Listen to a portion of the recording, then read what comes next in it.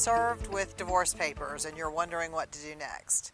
My name is Nancy Jo Thomason. I'm a family court lawyer here in Anderson, South Carolina. I've been practicing for over 20 years, and I'd like to help you answer that question.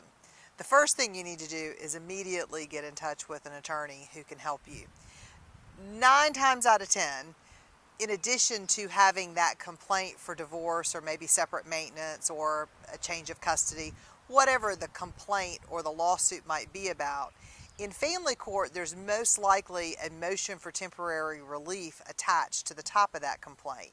And it's going to have a court date, probably not so far in the future, that you have to attend and deal with some of these issues on a temporary basis. Sometimes that notice can be as little as 6 or 7 days before you have to be in court. So it's very important that you, number one, get in touch with a lawyer quickly and get into their office to start working on any kind of response or papers you need to have prepared for court.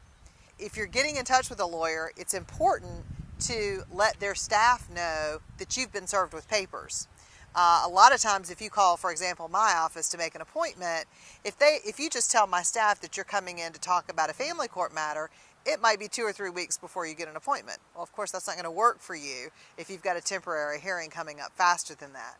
So it's very important that you assert yourself and tell the staff of the attorney's office that you've been served with papers, that there's a court date coming up, and you need to speak with somebody very quickly. We try to keep time in our schedule available for these kinds of things because we understand that sometimes that happens.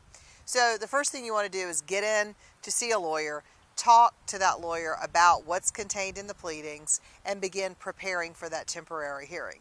Now, if there's not a temporary hearing notice on the paperwork that you got, then you've got about 30 days to respond. So again, it's important to get in to see a lawyer pretty quickly, but you've got a little bit of added time before you need to answer those papers.